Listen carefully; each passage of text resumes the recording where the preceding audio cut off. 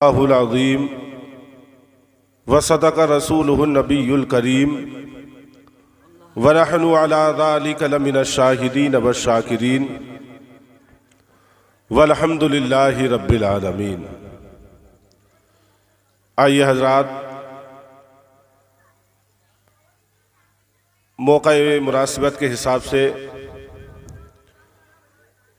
मैंने आपके सामने कलाम पाक की एक आयत करीमा पेश की।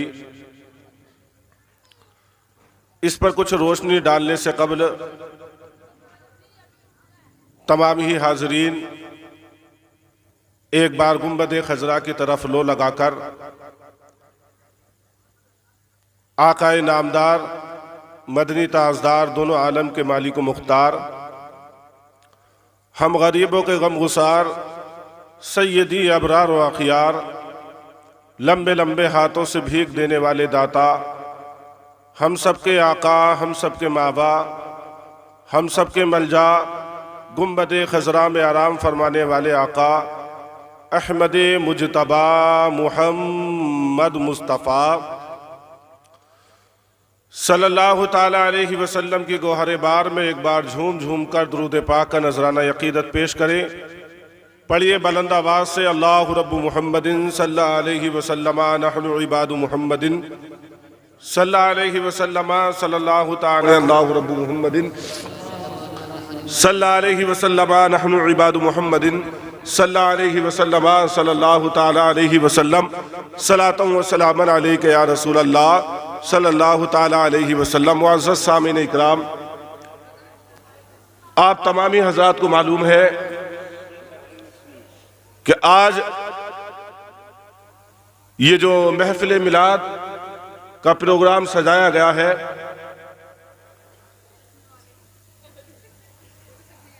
ये एक बच्चे के दस्तारे हिफ्ज़ बंधने के सिलसिले में इस महफिल मिलाद को सजाया गया है। और ये बड़ी खुशी की बात है, जैसा कि अभी सूफी शाहिद मियाँ बता रहे थे, शाहिद मियाँ ने आप बताया और आपने सुना होगा कि मेरे ख्याल में 4 या 5 साल पहले मैं भी आया था तो यहाँ पर कोई हाफिज नहीं था, लेकिन आज अल्हम्दुलिल्लाह हमारे जैतपुर में ही, हमारे जैतपुर पट्टी में इंशाअल्लाह 4 हो गए हैं और आने वाले दिनों में ये सिलसिला बढ़ने वाला है। बड़ी खुशी की बात है कि इल्म जो है, इल्म दीन जो है, देर से ही सही लेकिन बढ़ रहा है। और ये सबसे बड़ी कामयाबी की दलील है कि हमारे यहां पर ये खुशी का भी मौका है और उसी खुशी के मौके पर जो है ये महफिल मिलाद को सजाया गया है। मेरे दोस्तों, ये कुरान का हिफ्ज कर लेना आप समझे ये कोई आसान काम नहीं है, बहुत मुश्किल काम है ये। और ये अल्लाह ने ये अपनी किताब में ही ये कुव्वत बख्शी है, फजीलत बख्शी है। आप हिंदी कि कोई सी भी किताब अगर रटेंगे तो वो याद नहीं रहेगी। पहली बात तो याद होगी नहीं, और अगर हो भी गई तो याद रहेगी भी नहीं। अल्लाह अल्लाह, ये कलाम पाक ही है मेरे दोस्तों। और ये कलाम पाक क्या है? ये इतनी भारी चीज है जिसके बारे में अल्लाह रब्बुल इज्जत ने इरशाद फरमाया, लौ अंज़लना हाज़ल कुरआन अला जबलिन लरअयतहु खाशिअम मुतसद्दिअम मिन खशियतिल्लाह। अल्लाह रब्बुल इज्जत इरशाद फरमाता है कि ये कलाम पाक है, अगर मैं इसको पहाड़ों पर अगर नाजिल फरमाता तो पहाड़ इसके नाजिल होने की ताब को ना ला पाता। और कलाम पाक के वजन की वजह से, उसके वजन की वजह से कलाम पाक भी क्या हो जाता? रेजा रेजा हो जाता। मेरे दोस्तों, ये हाफिज कुरान का सीना ही है कि इसको संभाल लेता है। वरना कलाम पाक क्या कह रहा है कि पहाड़ पर अगर नाजिल होता तो क्या होता? पहाड़ भी जो है इसकी जो है इसकी ताब ना लाता और वो भी क्या हो जाता? रेजा रेजा हो जाता है। ये इतनी मुकद्दस किताब है मेरे दोस्तों कि दुनिया में न जाने कितनी किताबें हैं, आसमानी किताबें और भी हैं, तौरात है, ज़बूर है, इंजील है, लेकिन मेरे दोस्तों जो फजीलत अल्लाह रब्बुल इज़्ज़त ने कलाम पाक को दी है वो आज तक किसी किताब को नहीं दी है। अगर आप कुरान के अलावा चाहे वो हिंदी की हो, चाहे वो इंग्लिश की हो, किसी भी किताब हो, चाहे तौरात हो, चाहे ज़बूर हो, चाहे इंजील हो, अगर तुम उसको देखोगे तो सवाब नहीं मिलेगा। चाहे ज़बूर हो, अगर छुओगे तो सवाब नहीं मिलेगा। चाहे इंजील हो, छुओगे तो सवाब नहीं मिलेगा, देखोगे तो सवाब नहीं मिलेगा। बल्कि ये कलाम पाक ये है जिसके बारे में अल्लाह रब्बुल इज़्ज़त इरशाद फरमाता है, कलाम पाक वो किताब है जिसको पढ़ता है तो पढ़ने वाले को भी सवाब मिलता है, अगर कोई सुन लेता है तो उसको भी सवाब मिलता है, अगर कोई मोहब्बत से अगर छू लेता है तो उसको भी सवाब मिलता है, और अगर मोहब्बत से देख लेता है तो अल्लाह उसे भी सवाब अता फरमाता है, उसका भी सवाब अता फरमाता है। कलाम पाक के अलावा कोई किताब ऐसी नहीं कि जिसको देखने से भी सवाब मिलता हो। मेरे दोस्तों, ये कलाम पाक ही है जिसको यार देखना भी सवाब है, छूना भी सवाब है, पढ़ना भी सवाब है, और पढ़ लेने के बाद अगर कोई सुन ले तो उसके सुनने का भी सवाब है। और अल्लाह रब्बुल इज़्ज़त ने इस कलाम पाक में मेरे दोस्तों इतनी नेकियां रखी हैं कि अगर कोई बंदा कलाम पाक का अगर एक हर्फ पढ़ता है, कितना, एक हर्फ, ज्यादा मैं पूरे कलाम पाक की बात नहीं कर रहा,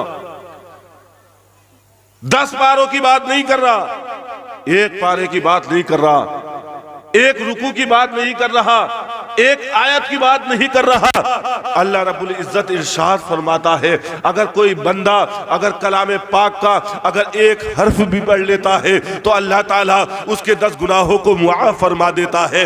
एक हर्फ के बदले में अल्लाह ताला उसके 10 गुनाहों को ही मुआफ़ नहीं फरमाता, बल्कि अल्लाह ताला उसके नामाए आमाल में 10 नेकियां भी लिख देता है। 10 एक हर्फ की बात चल रही है, एक हर्फ अगर दोस्तों अगर किसी ने कितना पढ़ लिया, एक हर्फ होता ही कितना है, अगर किसी ने पढ़ लिया अलिफ लाम मीम, कितने हर्फ हो गए? 3 हर्फ हो गए। कितने हो गए? 3 हर्फ हो गए। अल्लाह अल्लाह तो कितनी नेकियां हो गई? 30 नेकियां हो गई। और कितने गुनाह माफ हो गए?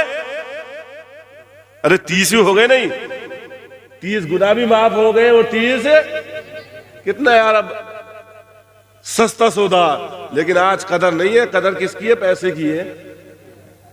जो यहां पर चल रहा उसकी कदर है, नेकियों की कदर नहीं है। बोले कलाम पाक पढ़ लेगा, नेकियां मिल भी जाएंगे तो यार क्या हो रहा है, कोई फायदा तो है नहीं रहा। मेरे दोस्तों, फायदा होगा, फायदा होता है, इस दुनिया में भी होता है, इस जहान में भी होता है। अगर बंदा मरने के बाद अगर कब्रिस्तान में चला जाए तो कब्रिस्तान में भी होता है। दिखाई नहीं देता हमें। कलाम पाक की बरकत से अल्लाह ताला का ये फरमान अलीशान है कि कलाम पाक पढ़ने से घर में बरकतों का नुज़ूल होता है। एक सहाबी अल्लाह रब्बुल इज़्ज़त के प्यारे महबूब की बारगाह में आते हैं और आने के बाद कहते हैं, अल्लाह के रसूल कुछ हमें नसीहत फरमा दो। अल्लाह अल्लाह। तो मेरे आका सल्लल्लाहु ताला अलैहि वसल्लम फरमाते हैं, क्या मेरे सहाबी, तुम जो है कलाम पाक को पढ़ा करो। ये कलाम पाक पढ़ना तुम्हें जो है बरकतें अता फरमाएगा। इससे जो है तुम्हारे दिलों की जंग को जो जंग लगी हुई होती है, तुम्हारे दिलों की जंग दूर हो जाएगी। अल्लाह अल्लाह। आपने देखा होगा कि अगर जो है अगर किसी लोहे पे अगर जंग लग जाए तो क्या करते हैं हम? अरे उसे कभी रगड़ते हैं, कभी धोते हैं, कभी जो है साफ करते हैं, तो जो है तब उसका जंग दूर हो जाता है। मेरे दोस्तों, अगर किसी के दिल पर अगर जो है गुनाहों की वजह से अगर जंग लग गई है तो उसे दूर करने के लिए क्या बता रहे हैं अल्लाह के प्यारे रसूल? हमें क्या नुक्ता दे रहे हैं? अल्लाह के प्यारे रसूल फरमा रहे हैं, ऐ मेरे दोस्तों, ऐ मेरे सहाबियों, अगर लोहे को जंग लग जाए, अगर जंग को दूर करना है, लोहे की जंग को दूर करना है तो हम जो है रगड़ कर दूर कर सकते हैं। लेकिन अगर दिल पर अगर जंग लग जाए तो दिलों को जंग दूर करने के लिए किसी और चीज का सहारा नहीं लेना पड़ेगा, बल्कि दिलों का जंग दूर करने के लिए अल्लाह का कलाम पढ़ना पड़ेगा।